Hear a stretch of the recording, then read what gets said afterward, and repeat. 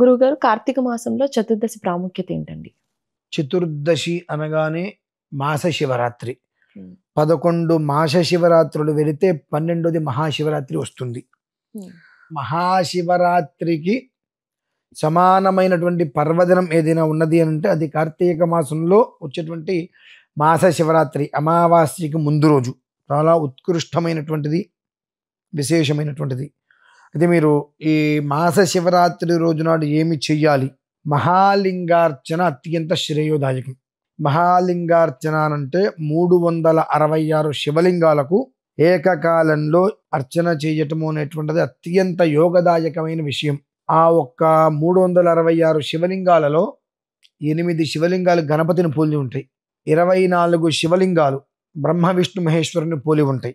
108 శివలింగాలు తాండవేశ్వరులు అని చెప్పి ఈశ్వరుడు యొక్క భూత ప్రేత పిశాచ గణాలు ఉంటాయి. శివగణాలు, రుద్రగణాలు, వాళ్ళందరూ కూడా 108 శివలింగాల రూపంలో వాళ్ళు కొలువై ఉంటారు. తర్వాత వచ్చేటికి అష్టదిక్పాలకులుగా 8 శివలింగాలు కొలువై ఉంటాయి. భవాది పృథివీమూర్తులుగా 8 శివలింగాలు. అలాగే మనకు తెలిసింది శివుడు ఒకడే మనం అనుకుంటూ ఉంటాం. 11 మంది ఈశ్వరులు ఉన్నారు, ఈశ్వరాంశ సంభూతులు. వాళ్ళు 11 శివలింగాలు ఒకదో ఉంటాయి. తర్వాత సద్యోజాత వామదేవ అఘోర తత్పురుష ఈశానహ అని అంటారు. పంచముఖ ఈశ్వరుడు అంటారు. మనకు నేపాల్ పశుపతినాథ అంటారు, నేపాల్లో ఉంటారు. ఆ పంచముఖ పరమేశ్వరుడు 25 శివలింగాల రూపంలో ఉంటారు. ఇవన్నీ ఒక ఎత్తు అయితే అమ్మవారు పార్శ్వదళములు అంటారు. 4 పార్శ్వములు అమ్మవారు మొత్తము కూడా 35 శతలింగం 135 శివలింగాలలో అమ్మవారు కొలువై ఉంటారు. ఒక శివలింగంగా దక్షిణామూర్తి, 25 శివలింగాలుగా ఈశ్వరుడు, అంతశ్చండికేశ్వరుడు ఒకడు, బహిశ్చండికేశ్వరుడు, నందీశ్వరుడు, వృషభధ్వజుడు, యముడు, చిత్రగుప్తుడు 5 బయట ఉంటారు. కలిసి 366 శివలింగాలు.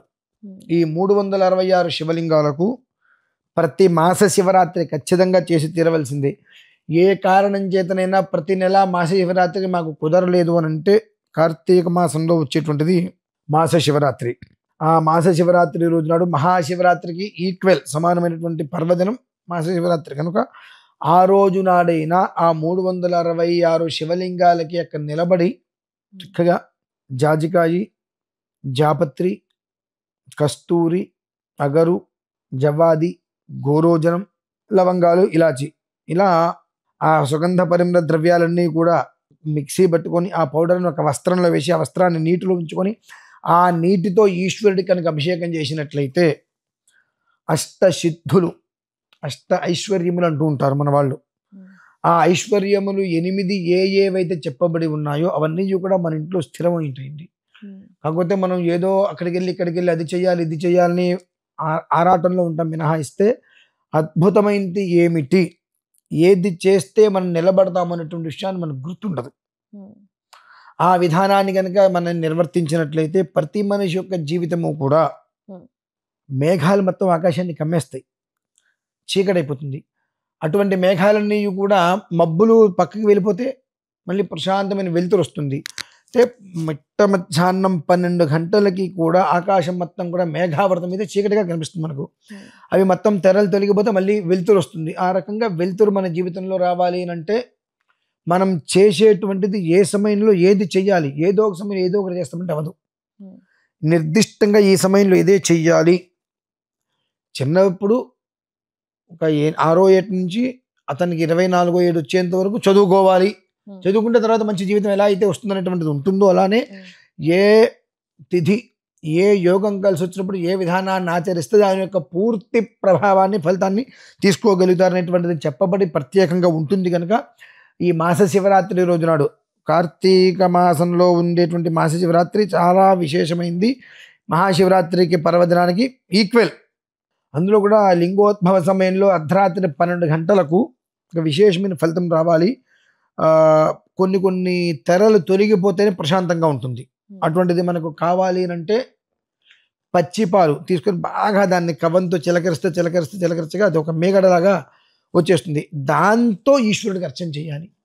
అనగా ఏమిటి అంటే ఆవు దూడ పాలు తాగుతున్నప్పుడు ఆవు దగ్గర దూడ మూతంత నురుగు వస్తూ ఉంటుంది, ఆ నురుగులాగా వస్తుంది.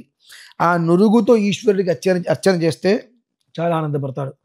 మనం ఏది అడగాల్సిన అవసరం లేకుండా మనకి ఏది అవసరమో, మన చేతికి ఏది వస్తే మనం సంతోషంగా ఉంటామో, అది ప్రతి ఒక్కటి కూడా ఈశ్వరుడు చాలా సులువుగా ప్రశాంతంగా అనుగ్రహించేస్తాడు. అంత గొప్పది మాసి శివరాత్రి కనుక ప్రతి ఒక్కరూ కూడా ఆ మాస శివరాత్రి రోజు నాడు చక్కగా మహాలింగేశ్వర స్వామి వరంగానే 360 శివలింగాలకి అర్చన చేయించుకునే ప్రయత్నం చేసుకొని అర్చన చేసుకునే ఒక ఈశ్వరుడికి అనుగ్రహంతో సుఖక్షేమాలతో ఉండాలని కోరుకుంటున్నాను. ఓకే.